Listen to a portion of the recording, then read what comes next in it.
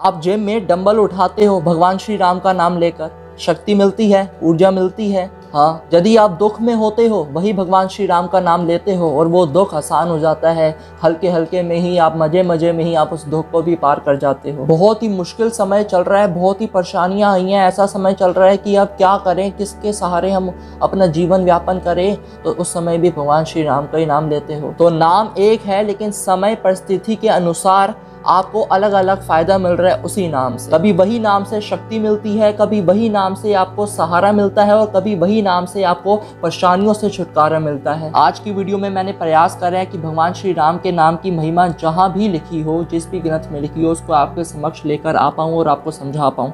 कोई भी त्रुटि मेरे से हो तो मुझे क्षमा करिएगा, क्योंकि मैं इतना बहुत ज़्यादा ज्ञानी नहीं हूँ। जितना भी थोड़ा सा प्रयास करा है मैंने जानने का, उसको आपको बताने का प्रयास करूँगा।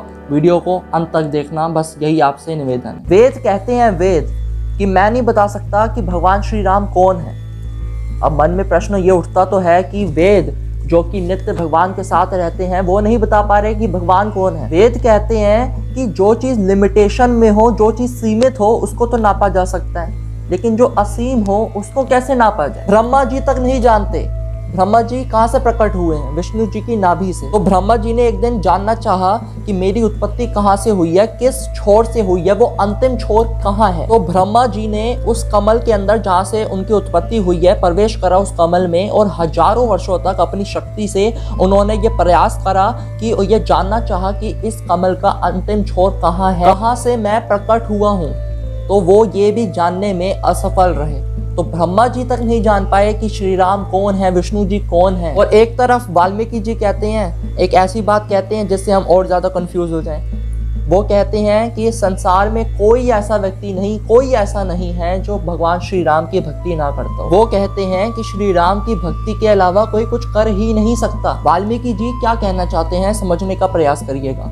वाल्मीकि जी कह रहे हैं कि आप किसी नास्तिक व्यक्ति से पूछ लीजिए, आप किसी आस्तिक व्यक्ति से पूछ लीजिए, आप किसी से भी पूछ लीजिए, संसार में कोई भी व्यक्ति हो, किसी से भी पूछ लीजिए, उसका एंड गोल क्या होता है। एंड गोल मतलब कि एक लास्ट उद्देश्य उसके जीवन का क्या है, उसको क्या चाहिए। एक नास्तिक व्यक्ति भी बोलेगा कि मुझे गाड़ी चाहिए, मुझे बंगला चाहिए, मुझे ये चाहिए, मुझे वो चाहिए, मतलब मटीरियल वर्ल्ड में रह रहे हैं तो इन्हीं सब चीज़ों की कामना करेगा। लेकिन ये सारी चीज़ें भी क्यों चाहिए, क्या मिलेगा इनसे, आनंद मिलेगा।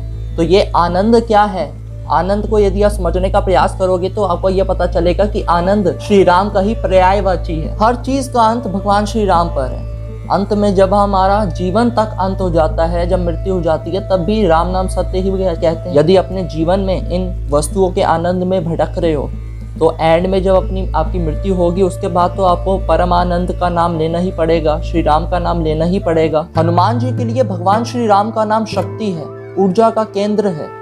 वही भगवान श्री राम का नाम लेकर वो ध्यान में मग्न हो जाते हैं, भक्ति में मग्न हो जाते हैं, और वही प्रभु श्री राम का नाम लेकर वो युद्ध करते हैं और शत्रुओं का, दुष्टों का संहार करते हैं, उनका अंत करते हैं। और इसको इस प्रकार भी कह सकते हैं कि हनुमान जी के लिए भगवान श्री राम का नाम सहारा भी है।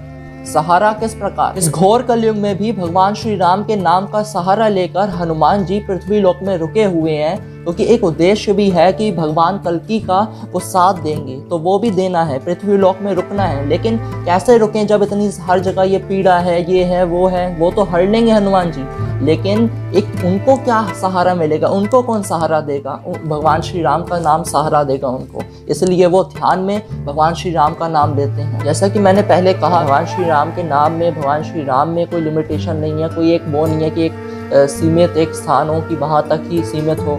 तो उनको नापा नहीं जा सकता, जिसे नापा नहीं जा सकता उसको कैसे बताया जा सकता है। भगवान श्री राम को और भगवान श्री राम के नाम को पूर्ण रूप से कोई ना जान सका, लेकिन जिन्होंने जानने का प्रयास करा, जिन्होंने इसी कार्य में अपना पूरा जीवन निकाल दिया, उनकी बातों को, उनकी वाणी को सुनकर हम भगवान श्री राम के नाम को और भगवान श्री राम को समझने का प्रयास तो कर ही सकते। तुलसीदास जी कहते हैं कि वाल्मीकि मुनि ने राम की जगह मरा, यानी उल्टा नाम का जाप किया, लेकिन फिर भी वो भ्रम समान हो गए। अर्थात भाव या कुभाव किस भी प्रकार यदि भगवान श्री राम के नाम का उच्चारण किया जाए, उसको जपा जाए, तो वो मंगलमय हो ही जाता है, उसका फल आपको मिल ही जाता है। एक और श्लोक है जिसका अर्थ ये है कि जो प्रत्येक जीव में चल और अचल स्वरूप में विराजते हों उन्हें ही भगवान श्री राम कहते हैं। रामायण में लिखा है, मैं रघुनाथ जी का स्मरण करता हूँ, जो नाम कृषा यानी अग्नि, भानु यानी सूर्य,